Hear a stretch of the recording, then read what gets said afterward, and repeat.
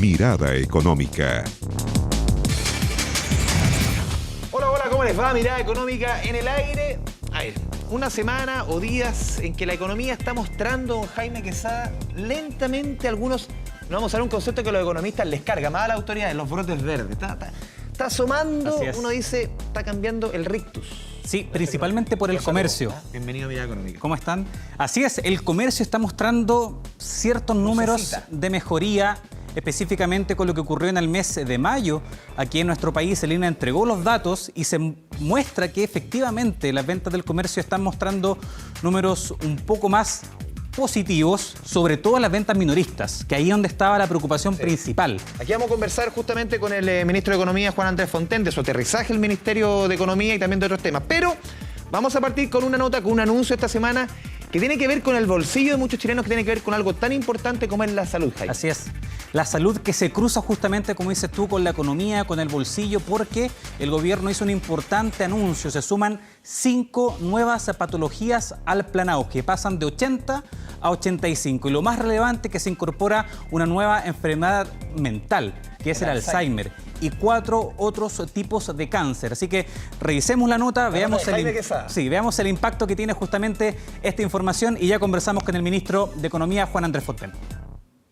Mi hermana está en su etapa moderada, pero lamentablemente, como enfermedad neurodegenerativa, sabemos que no tiene cura. Hace 5 años, Emilia se enteró que el Alzheimer había llegado a su familia y a partir de ahí, su vida cambió. Decidió jubilar para cuidar a tiempo completo a su hermana. Dice que es cada vez más complejo cubrir los costos, pero que aún puede. Para ella lo más difícil es perderla un poco cada día. Es como un verdadero duelo en la parte personal, porque ya no es el familiar de uno, ya no tiene las características. En esencia siguen siendo los mismos, pero ya no con sus características propiamente tal. En Chile, 200.000 personas sufren algún tipo de patología asociada a la demencia y se estima que el 50% padece algún grado de Alzheimer. Lo más preocupante, se espera que para el 2050 el número se duplique. El aproximado de gastos es de 600.000 pesos solo en gastos directos del paciente. Si además sumamos todos los otros gastos indirectos que van pasando, supera el 1.000.000 de pesos mensual. Por lo tanto, es una enfermedad que se sostiene por mucho tiempo con costos muy altos. Por eso en la Corporación Alzheimer Chile celebraron que ahora esa enfermedad sea incorporada en el plan auge. Y las familias están contentas de que por primera vez el Alzheimer y la enfermedad que ellos han llevado por largo tiempo sea de alguna manera tomada en cuenta por el Estado. Yo estoy contentísima. Más allá del diagnóstico, se supone que integra todo un tratamiento. Un avance, así lo explicó el ministro de Salud. Incluye solo una etapa inicial de diagnóstico y manejo inicial y, como es lógico, a través de la ley de presupuesto cada año hay que ir discutiendo cómo este presupuesto debe aumentar. A Luis Moro le diagnosticaron cáncer de pulmón el año pasado. Hoy, en su casa, recibió la buena noticia del propio presidente Sebastián Piñera. Porque además del Alzheimer, el gobierno anunció que se incorporarán 4 tipos de cáncer al plan auge, al pulmón, tiroides, renal y mieloma múltiple, con un aporte de casi 40.000 millones de pesos al año. Cuando una persona está enferma y es cuando más necesita una mano humana, cariñosa, solidaria y eficaz del Estado para que lo ayude a superar esos tiempos difíciles. 5 nuevas patologías, otro aumento en las enfermedades cubiertas por el plan auge, que comenzaron con 56 en 2004 y que hoy ya completan las 85.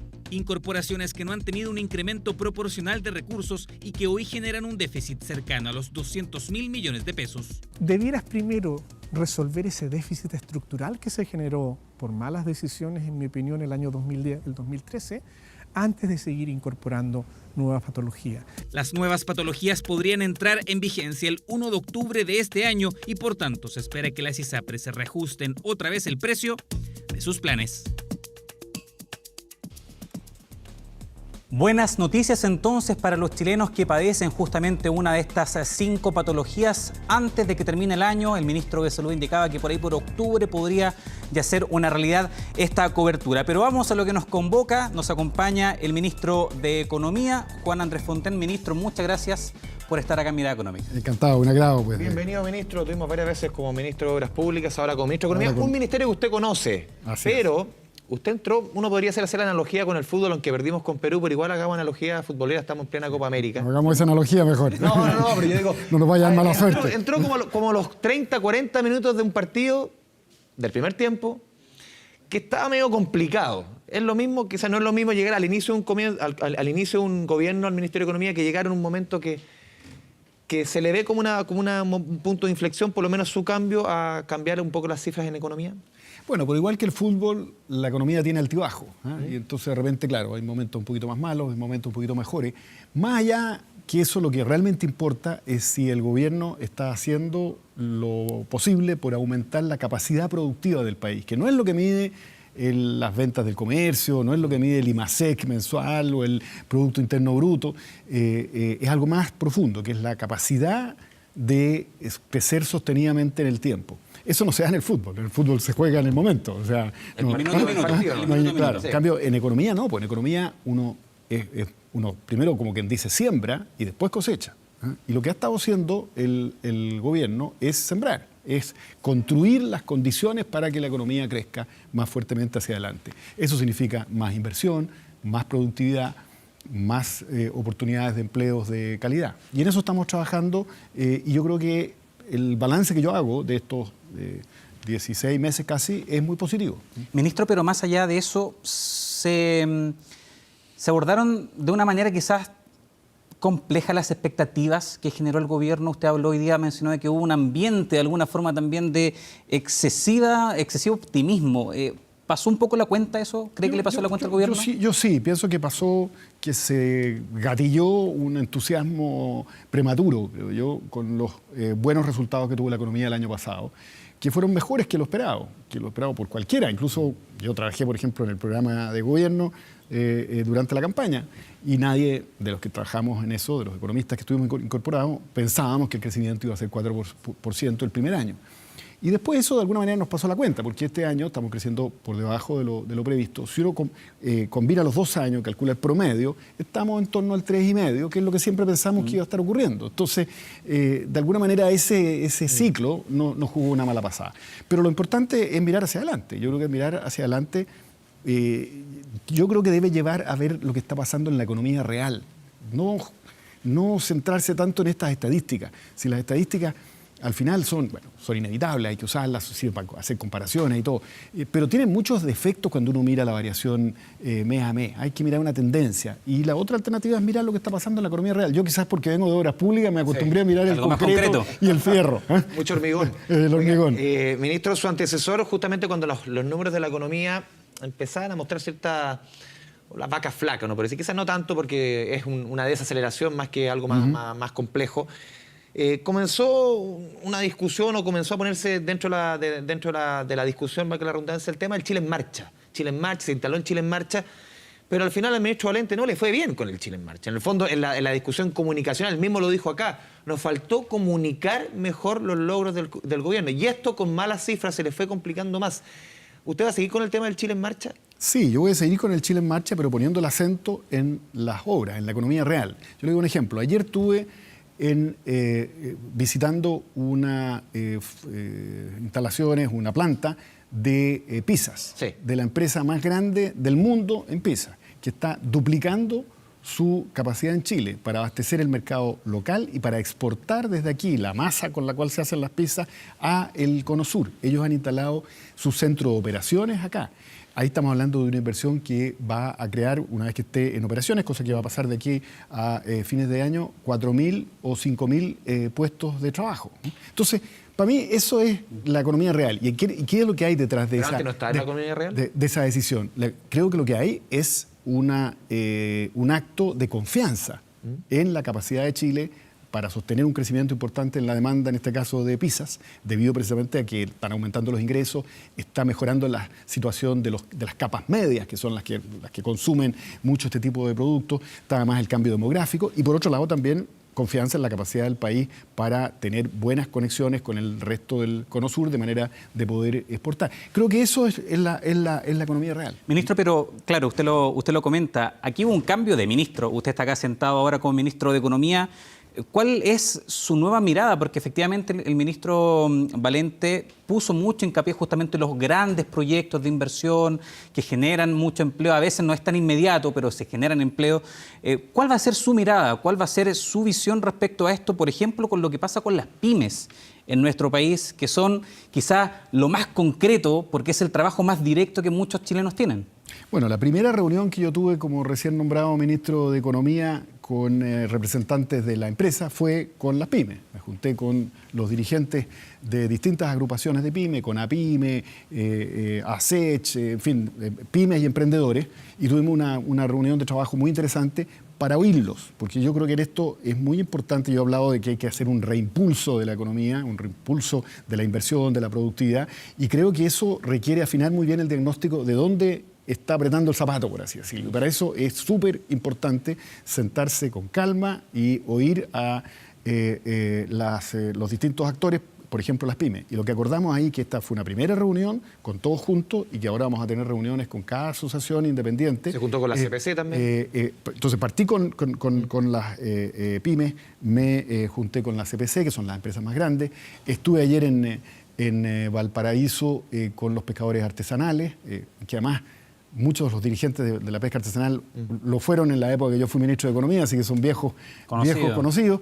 Y mañana me junto con un grupo importante de emprendedores. Ministro, entonces, ¿dónde está apretando el zapato? Ese es yo creo, es una buena pregunta, ¿dónde está apretando el zapato? Hay distintos temas, digamos. Hay algunos que son de larga data, que tienen que ver con problemas regulatorios que están creando incertidumbre, con exceso de burocracia, de tramitología que ahoga el emprendimiento. Y hay también bueno, de alguna manera eso mismo se refleja en que yo percibo en los emprendedores una sensación de que ellos están volcados a crear nuevas actividades, cambiar la economía, mejorarla, atender, por ejemplo, el tema de la necesidad de la economía sustentable, de la nueva economía, y encuentran con que el aparato estatal de alguna manera los inhibe. Los inhibe porque hay mucha burocracia, porque hay regulaciones que no toman en cuenta sus necesidades, que están hechas para las empresas grandes, no para las empresas chicas. Este tema de la ventanilla única, el pago a 30 días, tantas cosas que se han anunciado. Bueno, hay avances. Por ejemplo, el pago a 30 días es un avance importante. Ahora, es una ley que acaba de promulgarse, que todavía no entra en vigencia, que entra en vigencia de a poco en el tiempo, así que hay que tener un poco de paciencia. Pero yo creo que ese es un cambio bien importante en la cultura de pagos. Más allá de lo que dice la ley misma, lo importante es que quede claro que cuando se paga, o sea, se contrata algo al contado, no hay ninguna razón para pagar a 60 días. O sea, es simplemente inaceptable. Claro. Y eso es lo que la ley trata de transmitir, y yo lo creo muy positivo. Y en esa línea, en esos topes o en esos cortafuegos que muchas veces existen para los emprendedores, ¿cuál les va a ser la prioridad? Se lo pregunto pensando en los proyectos que ya están presentados en el Congreso. Hay proyectos interesantes. ¿Cuáles son para poder abordar justamente ese desafío que afecta directamente al emprendedor en particular? Hay proyectos interesantes en cuanto a mejorar el ambiente para la inversión. Hay un proyecto que se llama Proinversión, que es una cantidad de ajustes bien de detalle de distintas regulaciones, pero que tiene elementos bien importantes. Hay un proyecto que se llama Productividad, que ese creo que hay que engrosarlo con algunas iniciativas anteriores que estamos trabajando. Hay un viejo proyecto que es el de firma electrónica avanzada, que la firma electrónica es una manera que puede modernizar mucho toda la tramitología, porque permite hacer una cantidad de trámites, por ejemplo, comprarse un auto o arrendar una casa sin necesidad de pasar por un notario. Ese está desde el año 2012 o 2013 en el Congreso. Yo lo voy a impulsar. Y está un tema muy, muy importante, que es la protección a los consumidores. Y la protección a los consumidores tiene una línea que es de tipo ciudadano, digamos, que es un derecho de los consumidores que naturalmente hay que proteger, pero también tiene una importancia económica, porque mejora la competencia en los mercados, hace que los mercados sean más haya más competencia y más transparencia, y eso es precisamente un gran aliciente para el emprendimiento. Entonces, por ambos lados creo yo que hay que poner como en primer lugar en la prioridad respecto de la protección a los consumidores. Ministro Fontaine, dentro de este cambio que usted ha mencionado, estos proyectos para la protección de consumidores, por ejemplo, está el tema de las tarjetas bancarias, contra el tema de las clonaciones bancarias, lo vimos durante las semanas anteriores, algo que se tramitó en el Congreso. ¿Cómo lo va a enfocar usted el tema? Algo que le ha traído bastantes también, uno podría decir, ha sacado ronchas en la banca, que no le gusta mucho porque al final pone el costo en una primera instancia mucho en la banca más que en el consumidor. Esto se lo menciono porque es un gobierno que en el fondo se le relaciona más con el mundo empresarial que con un mundo pro consumidor. ¿Cómo va a seguir trabajando ese tema? Un tema que al ministro Valente le trajo hartos problemas con la banca. Claro, bueno, ese proyecto se aprobó el informe de la Comisión de Economía del Senado ayer y con eso pasa a comisión mixta porque hay discrepancias entre lo que aprobó el Senado y lo que aprobó la Cámara de Diputados. Y yo creo que la comisión mixta es una muy buena oportunidad para configurar un proyecto que atienda el problema de fondo, que es cómo proteger mejor. ¿Usted le haría cambio a ese proyecto? Como hay dos versiones, o sea, digamos, hay que hacerle cambio de todas maneras. Y yo lo que he planteado es que estamos disponibles para, con los parlamentarios en la comisión mixta, buscar una manera que se haga cargo. Primero, de darle efectiva protección a los usuarios de tarjetas de crédito, de débito y demás formas de dinero plástico que están siendo cada vez más usadas de forma más masiva, y eso es muy positivo, pero que están expuestas a este tremendo riesgo de los ataques cibernéticos o fraudes cibernéticos, y en consecuencia hay que mejorar la protección a ellos. Así que yo y el gobierno compartimos plenamente ese objetivo del proyecto.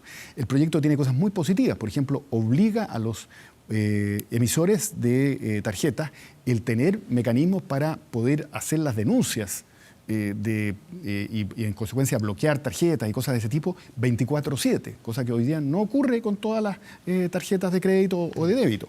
Y también tiene el tema que usted mencionaba, que es que pone el peso de la prueba en el emisor cuando hay una denuncia de fraude. En una primera instancia. En una primera instancia. Eso nos parece correcto. Ahora, hay una cantidad de detalles que hay que revisar para efectos de evitar que este proyecto, que tiene unas intenciones tan positivas que yo comparto plenamente, no se mal utilice para un uso negligente de las tarjetas o incluso para un llamado autofraude. ¿Está desbalanceado entonces, ministro? Ese es un tema que ¿Está desbalanceado hoy día como usted ve el proyecto en favor de los consumidores más que los bancos? No un tema ni de estar a favor de consumidores o estar a favor de bancos, de partida más emisores de tarjetas hay de distintos tipos, pero lo importante es cómo compatibilizar la protección que requieren los usuarios de tarjetas, los tarjetavientes, con el evitar que eso los lleve a usarla de forma negligente o incluso a hacer pillerías, digamos, con las tarjetas. Y eso es un equilibrio que hay que encontrar.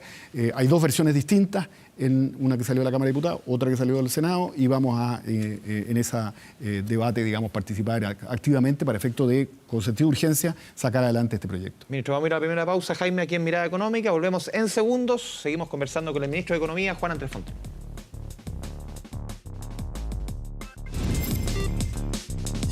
Mirada Económica. Mirada Económica.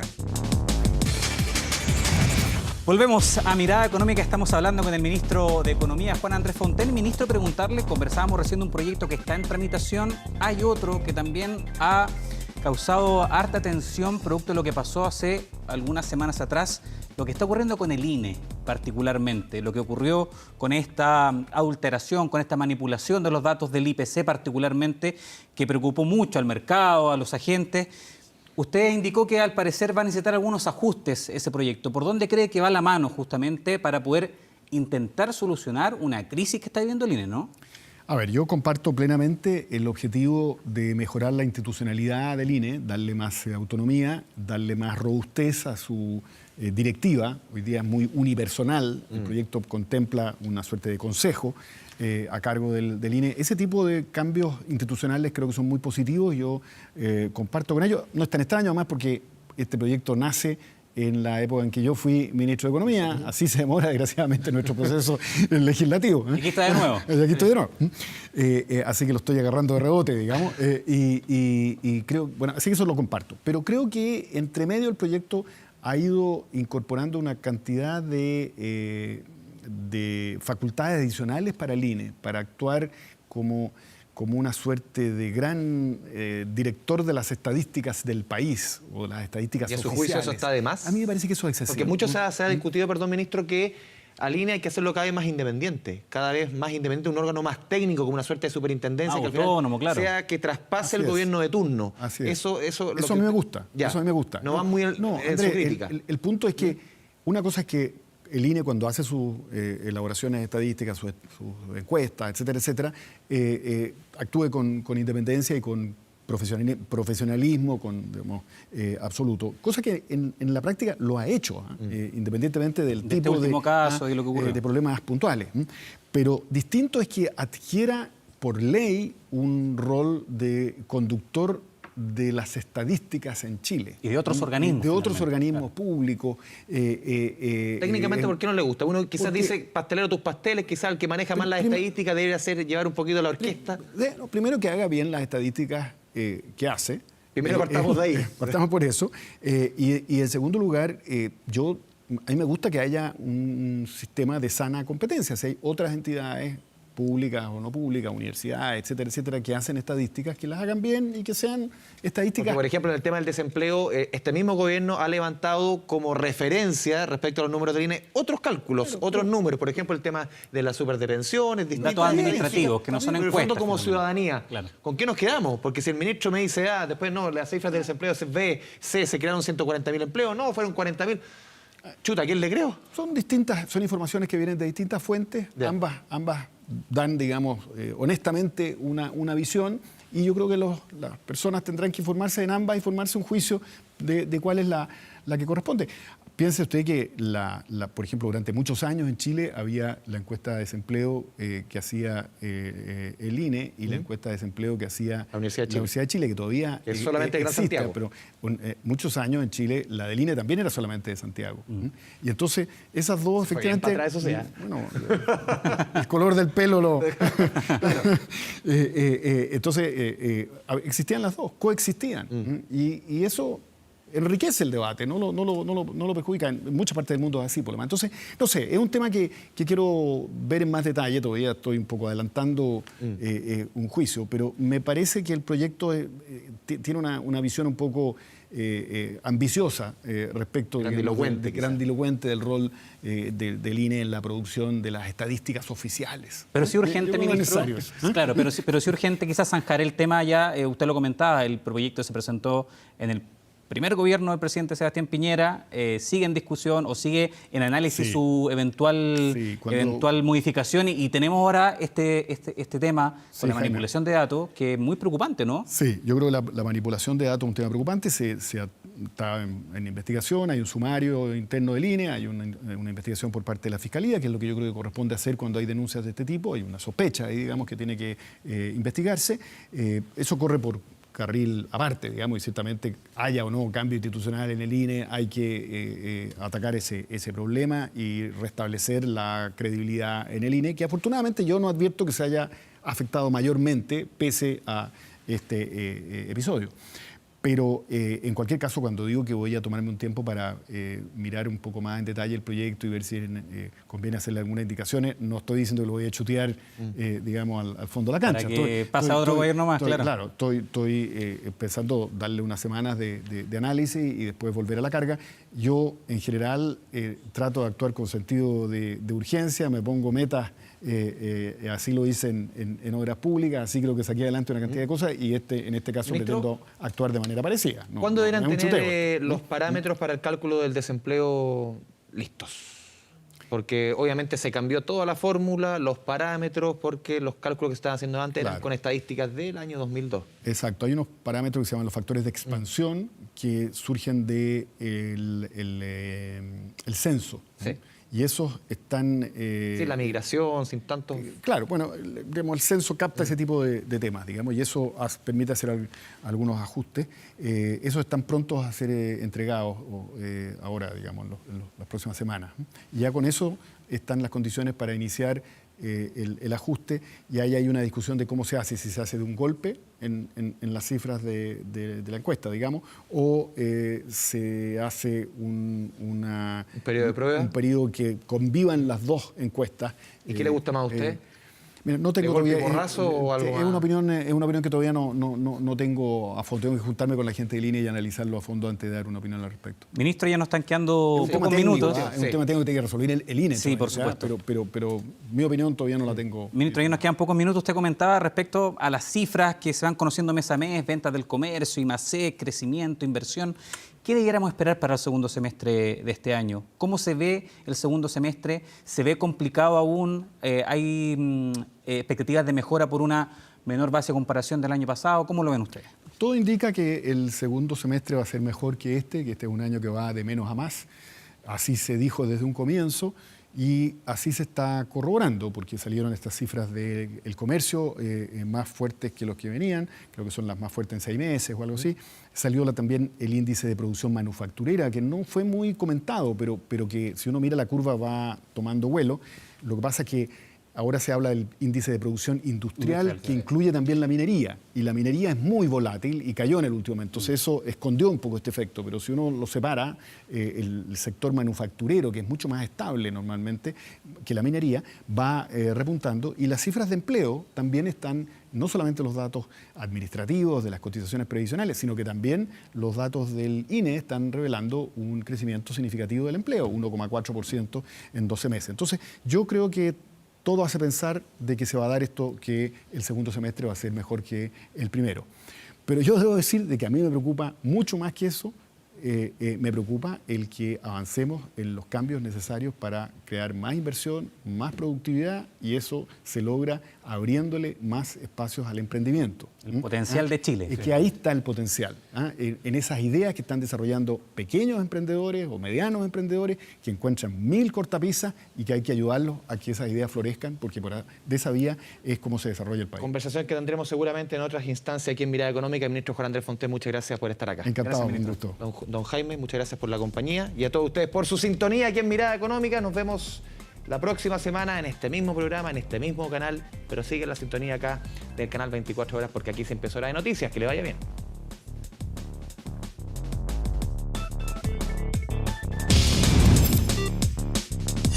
Mirada Económica.